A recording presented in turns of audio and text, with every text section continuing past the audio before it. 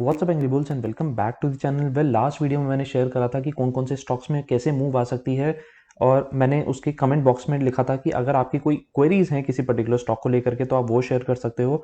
मैं उसके ऊपर अपना पर्सनल व्यू दे सकता हूँ कि वो स्टॉक किस तरीके से मूव करेगा। एंड जो स्टॉक ऑफ द वीक था, रिलायंस, बड़ा अमेजिंगली परफॉर्म करा उसने।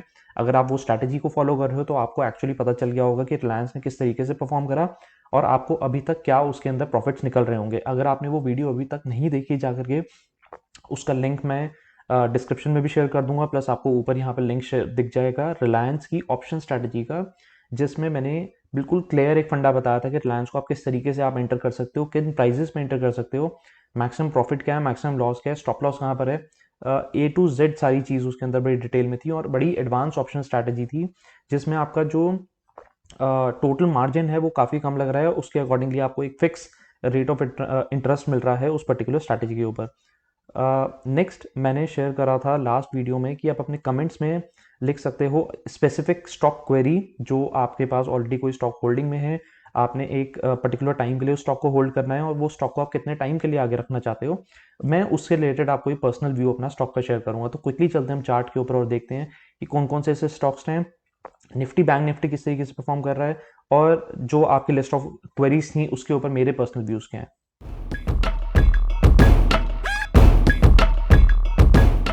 वेल, अभी आ गए हम चार्ट के ऊपर। जैसे कि मैंने आपको बताया था कि निफ्टी परफॉर्म कर सकता है यहाँ से, और एक पर्टिकुलर ट्रेंड था जहाँ से निफ्टी अगर मूव ऊपर की तरफ देता है तो हमें एक अच्छा मूव मिल सकता है।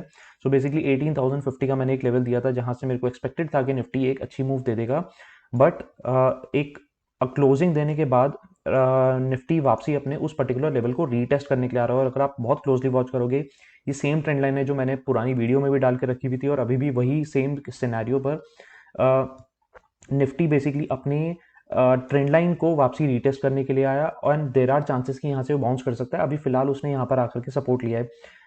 अगर मैं इस पर्टिकुलर पैटर्न के हिसाब से जाता हूँ, या इस पर्टिकुलर व्यू के हिसाब से अगर मैं जाता हूँ, तो किसी वजह से अगर निफ्टी ये लेवल्स 70,850 का लेवल अगर ये ब्रेक कर देता है डेली क्लोजिंग पर, अगर ये इसके नीचे चले जाता है स्पॉट लेवल्स, तो फिर मुझे यहाँ से एग्जिट होना पड़ेगा अपनी लॉन्ग पोजीशंस में। Otherwise it's good to hold. अगर ये लेवल्स पे बाउंस कर जाता है तो आई फील ये दोबारा अपना ऊपर की तरफ जो जर्नी है बेसिकली शुरू कर सकता है, बिकॉज ब्रेकआउट देने के बाद देर आर चांसेस कि जो जो भी इंडेक्स है, स्टॉक है, वो दोबारा अपने लेवल्स को रीटेस्ट करने के लिए आता है। एंड वही सेम सिनेरियो यहाँ पर भी हो रहा है। नेक्स्ट मैंने व्यू शेयर करा था बैंक निफ्टी का।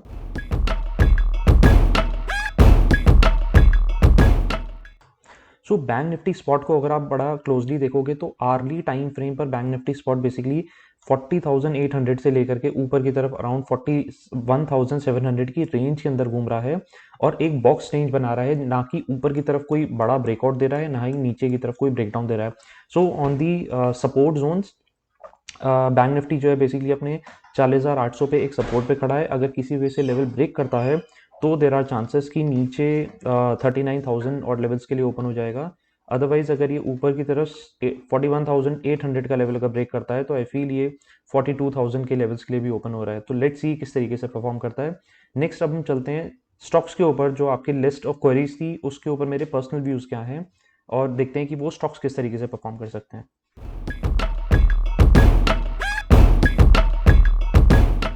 सबसे पहला स्टॉक जो कमेंट बॉक्स में आया था वो था sport king India. Sport king India basically पुराना, अगर मैं इसका हिस्टोरिकल पॉइंट देखता हूँ तो ये अपने back to back upper circuit के ऊपर चल रहा था, और एक हाई पॉइंट इसने 2000 पे बनाने के बाद सिमिलर सिचुएशन इसने करी कि ये नीचे लोअर सर्किट पे चलने लगा, और ये अब खाली एक बॉल की तरह बाउंस करते करते ये सिर्फ नीचे ही आ रहा है।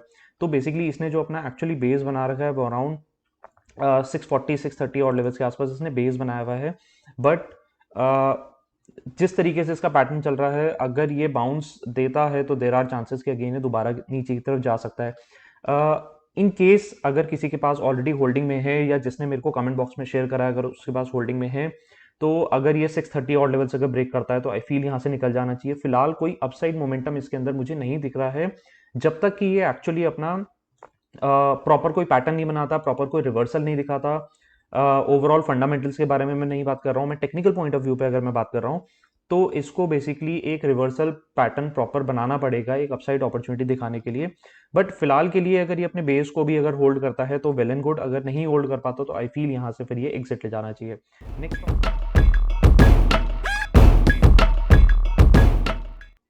Well next stock is Godavari power. Godavari power ने जो अपना एक्चुअली लेवल्स बना रखे हैं वो 340 342 के आसपास इसका बेसिकली इसने अपना एक प्रॉपर सपोर्ट जोन बना रखा है। अब जब तक इन लेवल्स के ऊपर सस्टेन कर रहा है आई फील अभी तक ओवरऑल स्ट्रांग है। एक्चुअल ब्रेकआउट मुझे लगता है कि अगर ये 400 का लेवल ब्रेक कर देगा अपसाइड तो यहाँ से एक अपसाइड अपॉर्चुनिटी मिल सकती है ऊपर की तरफ। ऊपर की तरफ जो एक्चुअली इसके लेवल्स ओपन हो जाएंगे वो 470 475 के लिए ओपन हो जाएंगे। बट अभी जो बेस बन रहा है वो 340 342 के आसपास इसको बेस को ध्यान रखना चाहिए।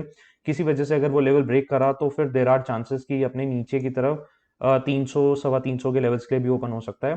तो 340 ऊपर की तरफ जो लेवल्स एक्चुअली हैं वो 400।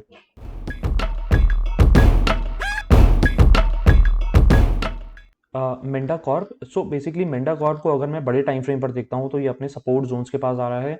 प्लस अगर मैं यहाँ पर एक मूविंग एवरेज भी लगाता हूँ तो मूविंग एवरेज सजेस्ट करता है वीकली टाइम फ्रेम पर कि ये फिलहाल तो अपने सपोर्ट जोन्स के पास ही खड़ा है अगर ट्रेंड लाइन वाइज अगर मैं व्यू देखता हूँ। प्लस वीकली टाइम फ्रेम पे जो इसका मूविंग एवरेज बन रहा है वो अराउंड 186 185 के आसपास एक रेंज में बन रहा है। किसी वजह से अगर वो लेवल्स अगर सस्टेन करता है तो overall it is well and good.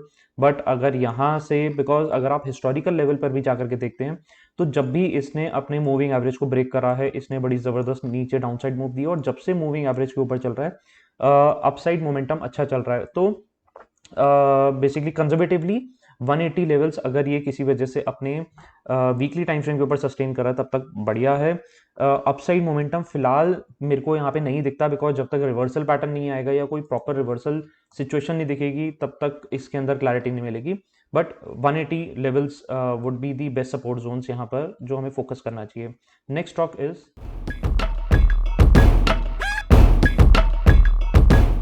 Next stock is red gain. Red gain के बारे में ऑलरेडी मैं वीडियो बना चुका हूँ। एक पोल एंड फ्लैग पैटर्न है जो मैंने क्लियर करा था कि अपने ब्रेकआउट लेवल्स के ऊपर अगर वो निकलता है तो वहां से एक अच्छी अपॉर्चुनिटी मिलेगी। एग्जिट जोन जो इसके रहेंगे अगर 340 335 के आसपास अगर ये लेवल ब्रेक कर देता है नीचे की तरफ तो यहाँ से निकल जाना चाहिए बिकॉज फिर गिरने के चांसेस हो जाएंगे। बट अभी पोल एंड फ्लैग पैटर्न बना रहा है, लेट्स सी अगर ये ब्रेकआउट पॉइंट पर ही बिल्कुल खड़ा है, प्रॉपर ब्रेकआउट अगर दे देगा तो फिर अपसाइड मोमेंटम इसके अंदर बहुत बढ़िया है। एंड आई फील जो एक्चुअली यहाँ से लेवल्स ओपन हो जाएंगे इसके लिए वो 420/440 के लिए इनिशियल लेवल्स और अगेन उसको रिवाइज करा जा सकता है वंस जब ये 440 लेवल्स अगर ब्रेक कर देता है तो। नेक्स्ट स्टॉक जो मेरे कमेंट बॉक्स में आया था वो था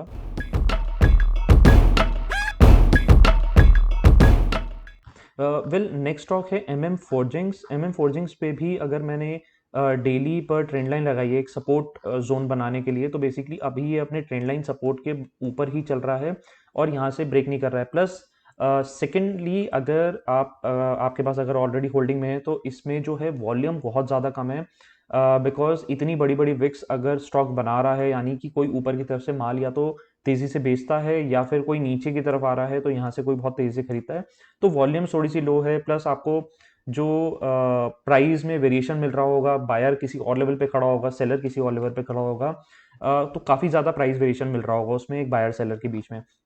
प्रैक्टिकली स्टॉक जो है अभी देखा जाए तो एक ब्रेकआउट जोन के बिल्कुल पास खड़ा है, डॉट टू डॉट बिल्कुल ब्रेकआउट जोन पर है। कंफर्टेबली अगर ये 900 का लेवल्स के ऊपर क्लोज होता है तो यहाँ से मुझे लगता है कि एक मोमेंटम मिल सकता है। बट दी प्रॉब्लम इज थोड़ा सा वॉल्यूम लो है, स्प्रेड बड़ा मिलता होगा बायर सेलर के बीच में तो वो एक ड्रॉबैक मेरे को यहाँ पर दिखता है फिलहाल के लिए इस पर्टिकुलर स्टॉक में। तो नीचे की तरफ जो बेस जो इसका एक्चुअली बेस बन रहा है वो 800 के आसपास का बेस बन रहा है। अगर ये ट्रेंड लाइन का लेवल बेसिकली अगर ब्रेक कर देता है तो फिर डाउन साइड की चांसेस हैं। बट ऊपर अगर 900 के ऊपर थोड़ा सा ठीक लगता है प्रोवाइडेड कि वॉल्यूम अगर इसके अंदर प्रॉपर चलती रहे तो। MM forgings. इसके अलावा जो नेक्स्ट स्टॉक है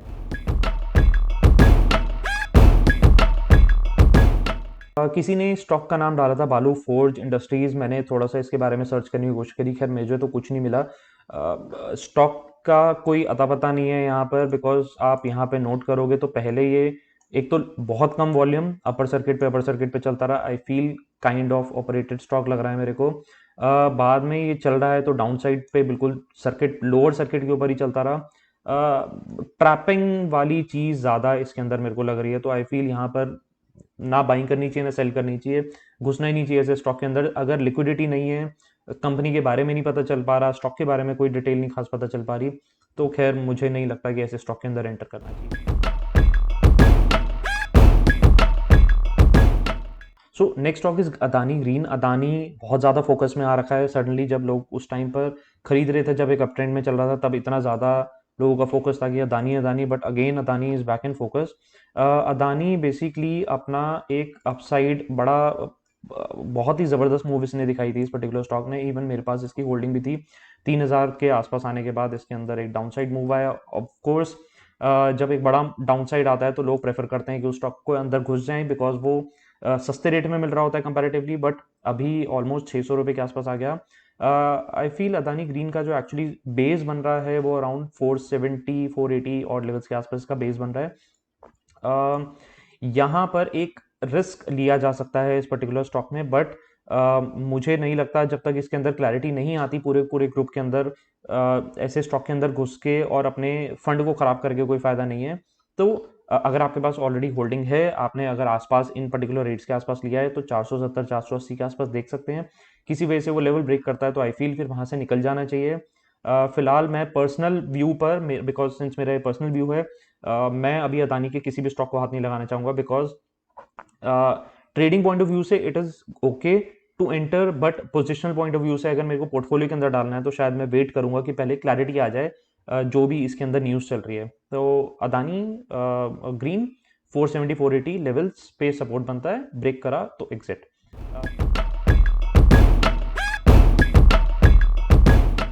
पेडिलाइट, एशियन पेंट्स, ये कुछ ऐसे स्टॉक्स हैं जो ओवरऑल अगर मैं बहुत लंबे टाइम फ्रेम पर देखता हूँ, बिकॉज ये पोजिशनल पॉइंट ऑफ व्यू पर है, वीकली टाइम फ्रेम पर अगर मैं देख रहा हूँ, तो ये अपने पुराने लेवल्स को एयर ऑन एयर ब्रेक करते हुए जा रहे हैं और यहाँ पे अच्छी रिटर्न्स इसके अंदर ऑलरेडी मिल रही है। दूसरा, अगर मैं इसमें मूविंग एवरेज लगाता हूँ तो एग्जैक्टली ये अभी अपने 100 वीकली मूविंग एवरेज के पास ही मूव कर रहा है। पुराना सिनेरियो अगर मैं देखता हूँ तो जब भी ये अपने 100 मूविंग एवरेज के आसपास जितनी बार भी आया है इसने बाउंस करा है, तो आई फील अभी भी इन पर्टिकुलर लेवल्स पर आने के बाद यहाँ से एक बाउंस इसमें मिलना चाहिए। सो बेसिकली अभी करंट जोन में, करंट प्राइस पे 2333 का जो प्राइस चल रहा है, यानी 2300 2290 के आसपास जो ये एक्चुअली अपने लेवल्स बना रहा है, ये इसका बिल्कुल परफेक्ट और प्रॉपर सपोर्ट है। किसी वजह से अगर ब्रेक करता है और ये वीकली टाइम फ्रेम पर अगर ये मूविंग एवरेज को अगर ब्रेक कर जाता है, इसके नीचे जाता है, तो आई फील फिर वहां से एग्जिट हो जाना चाहिए।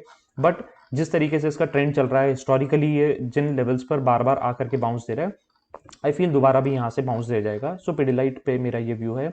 नेक्स्ट स्टॉक का नाम है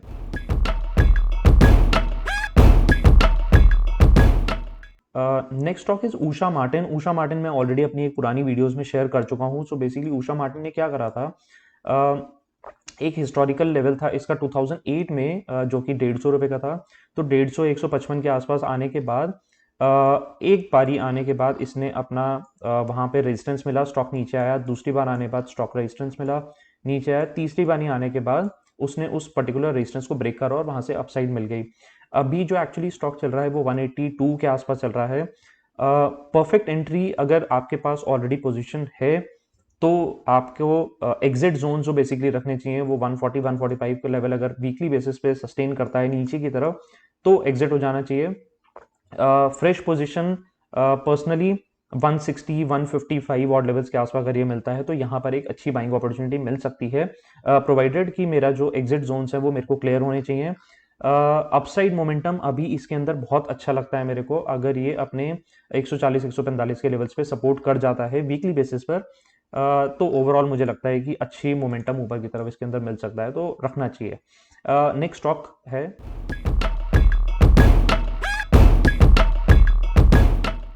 बायोकॉन। सिंस फार्मा के अंदर, फार्मा वैसे भी बड़ा मूड के हिसाब से चलता है। जब भी फार्मा का एक साइकिल आती है वो अपने उस पर्टिकुलर साइकिल के हिसाब से चलता है फार्मा। और बायोकॉन बेसिकली जो अपना अपना सपोर्ट बना रहा है वो ऑलमोस्ट 200 रुपये के आसपास आने पे अपना सपोर्ट बना रहा है वीकली टाइम फ्रेम पे, बड़े बड़े टाइम फ्रेम पर, बिकॉज पहले हिस्टोरिकली उसको रेजिस्टेंस मिला था इन पर्टिकुलर जोन में। और अगर मैं थोड़ा सा और इसको क्लोजली वॉच करता हूँ तो वो जो रेजिस्टेंस था एक गैप के साथ में ओपन हुआ था और उस गैप को तोड़ते हुए ऊपर की तरफ स्टॉक गया था। दोबारा स्टॉक नीचे आया, उसने गैप फिलिंग करी और अगेन वापसी सिमिलर तरीके का सिनेरियो बना रहा है बायोकॉन। तो 200 के आसपास सपोर्ट है, किसी वजह से अगर 200 का लेवल ब्रेक करता है तो वैसे भी इसके अंदर एंट्री नहीं लेनी चाहिए। बट अगर कोई रिस्क ले रहा है, कोई ट्रेडिंग पॉइंट ऑफ व्यू पे देख रहा है, तो 200 के आसपास एक अपॉर्चुनिटी देखी जा सकती है। फिलहाल ट्रेडिंग पॉइंट ऑफ व्यू पे जब तक कि ये प्रॉपर रिवर्सल नहीं देता। रिवर्सल कैसे पता चलेगा? अगर मैं इसका हिस्टोरिकल पॉइंट ऑफ व्यू दिखाता हूँ आपको, तो जितनी बार भी इन लेवल्स पर आ रहा था यहाँ से बाउंस मिल रहा था, प्रोवाइडेड जब रिवर्सल मिला तो एक प्रॉपर बड़ी ग्रीन कैंडल बनी और ग्रीन कैंडल ने आपको कंफर्मेशन दिया कि भाई अब ये ऊपर की तरफ जा रहा है, यहाँ पे मेरे को एंट्री ले लेनी चाहिए। तो सिमिलर सिचुएशन अगर यहाँ पे बनती है, आता है इन 200 के आसपास, तो और यहाँ से सेकेंडली मेरे को एक ग्रीन कैंडल मिलती है जो कि मेरे को कंफर्मेशन देती है कि भाई अब यहाँ से रिवर्सल मिल जाना चाहिए, तो मेरे को वहाँ पर एक अपॉर्चुनिटी देखनी चाहिए और ये काइंड ऑफ एक double bottom pattern, triple bottom pattern बनाएगा। तो लेट्स सी, अगर वहाँ से बाउंस करता है तो फिर अपॉर्चुनिटी देखनी चाहिए। बट अगर किसी वजह से वीकली टाइम फ्रेम पर ब्रेक कर जाता है तो फिर आई फील बड़े गंदे वाले लेवल्स इसके ओपन हो जाएंगे, तो ध्यान रखना चाहिए इस पर्टिकुलर स्टॉक पे।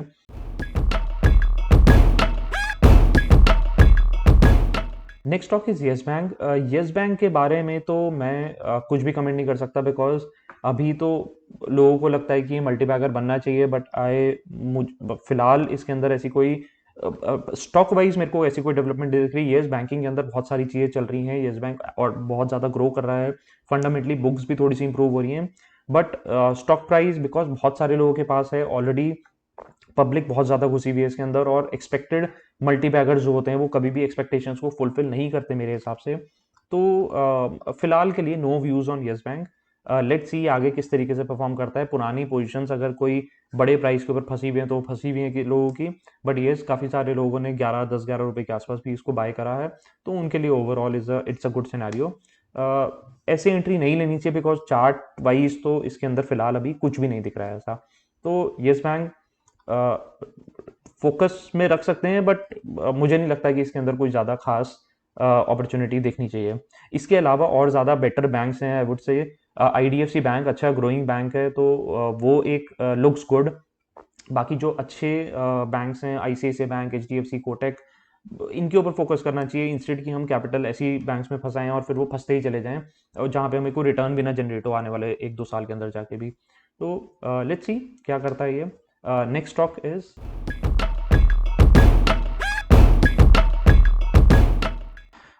RVNL, रेल विकास निगम। ये जब लिस्ट हुआ था काफ़ी टाइम तक अपने एक लोअर लेवल्स के ऊपर मूव करता रहा, फिर इसने ब्रेकआउट देने के बाद अभी मोमेंटम दिखा रहा है थोड़ा सा। इसके अंदर भी वॉल्यूम लो ही चलती है, बहुत ज़्यादा इसके अंदर ट्रेडिंग नहीं होती है। तो एक्चुअली जो इसका बेस बनता है वो 60 के आसपास इसका बेस बनता है। 60 से यहाँ से अपसाइड एक अपॉर्चुनिटी देखी जा सकती है। फिलहाल रिवर्सल मेरे को ऐसा कुछ नहीं दिख रहा है, बट 60 के आसपास मिले तो एक अपॉर्चुनिटी देखी जा सकती है। किसी वजह से अगर ये 60 के लेवल्स ब्रेक करता है तो फिर नेक्स्ट अपॉर्चुनिटी जो इसकी बनती है वो अराउंड 44-45 लेवल्स के आसपास बनती है। फिलहाल मेरा ऐसा कोई खास इस पर्टिकुलर स्टॉक में इंटरेस्ट नहीं है, तो बट 44-45 के आसपास मिलता है तो वहां पर देखा जा सकता है। नेक्स्ट स्टॉक इज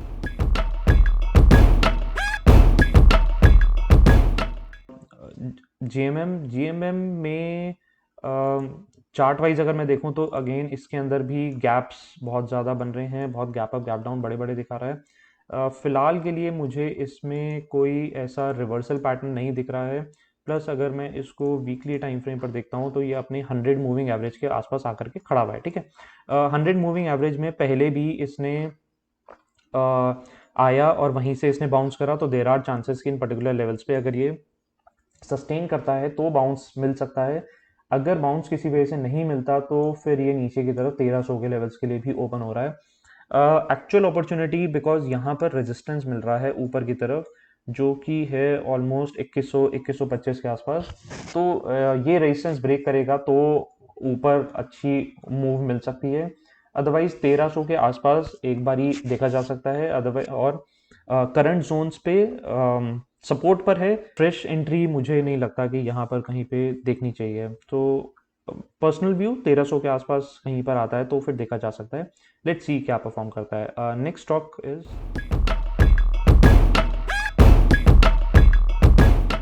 वेल जब से अदानी की न्यूज़ आई है वैसे सबका फोकस अंबुजा सीमेंट के ऊपर भी चल रहा है।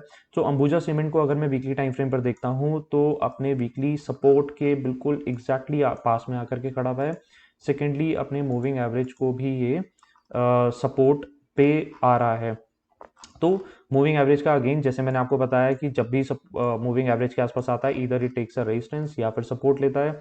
तो 307 is a very good support. Trend line wise अगर मैं देखता हूँ तो 344 340 is a very good support. तो अगर ट्रेडिंग पॉइंट ऑफ व्यू से कोई देख रहा है तो 340 344 के नीचे अगर जाता है तो एग्जिट हो जाना चाहिए अगर कोई लॉन्ग अपॉर्चुनिटी है। पोजिशनल पॉइंट ऑफ व्यू से अगर कोई देख रहा है तो 305 306 के नीचे अगर ये निकलता है तो फिर एग्जिट अपॉर्चुनिटी है। वैसे बाइंग वाइज अगर मैं देखता हूँ तो ट्रेडिंग पॉइंट ऑफ व्यू से ये एक परफेक्ट एंट्री मिल सकती है यहाँ पे। पोजिशनल आता है तो थोड़ा सा नीचे की तरफ वेट करना चाहिए ताकि हमें और बेटर प्राइस मिल जाए, या फिर पार्ट पार्ट बाय पार्ट उसके अंदर एंट्री लेनी चाहिए विद स्ट्रिक्ट स्टॉप लॉसेस। अगर एग्जिट करना है तो फिर वहां से एग्जिट करना ही है, बिकॉज कोई भी पैटर्न खराब होते हुए भी देर नहीं लगती। तो हमें प्राइस का बहुत ज्यादा हमें फोकस करना है।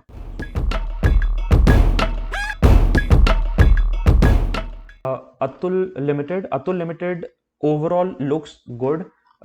वीकली टाइम फ्रेम पर अगेन इसने भी अपने मूविंग एवरेज के आसपास आने के बाद सपोर्ट ले रहा है।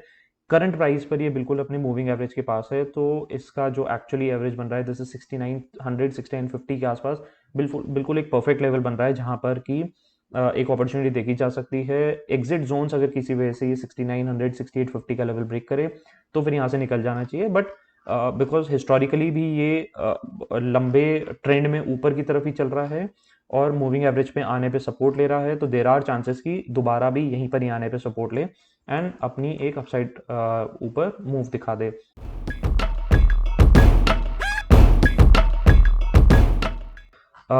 आरती सो बेसिकली आरती भी अपना एक अपसाइड मोमेंटम दिखाने के बाद ऑलमोस्ट 457 के आसपास जाने के बाद ये 1800 का लेवल होकर के आया था। फिलहाल मुझे लगता है कि यहाँ पे काफ़ी ज़्यादा लोग ट्रैप हुए होंगे और फिर वो उसके बाद ये अपनी डाउनसाइड मूव भी दिखा रहा है, कभी उसमें एग्जिट अपॉर्चुनिटीज उसने दी ही नहीं। तो इन केस अगर आपके पास ऑलरेडी होल्डिंग में है तो नीचे की तरफ अगर ये 390 395 लेवल अगर ये ब्रेक करता है तो यहाँ से निकल जाना चाहिए। अगर आपके पास नहीं है और कोई फ्रेश अपॉर्चुनिटी देख रहा है तो मुझे लगता है कि अभी 400 420 के आसपास एक अपॉर्चुनिटी देखी जा सकती है। उससे पहले फिलहाल के लिए तो मेरे को इसके अंदर कोई एंट्री नहीं दिख रही और ना ही ऐसा कोई रिवर्सल पैटर्न दिख रहा है। बट येस सपोर्ट वाइज अगर मैं देखता हूँ तो 410 के आसपास is a can be a good price by price accordingly. Fundamentals का अभी मेरे को इसमें कोई व्यू नहीं है और ना ही मैंने इसके बारे में एग्जैक्टली कुछ देखा है कि फंडामेंटली क्या मूव दे सकता है। सो प्राइस वाइज 410 के आसपास अगर मिलता है तो this would be a very good level जहां पर की एंट्री देखी जा सकती है।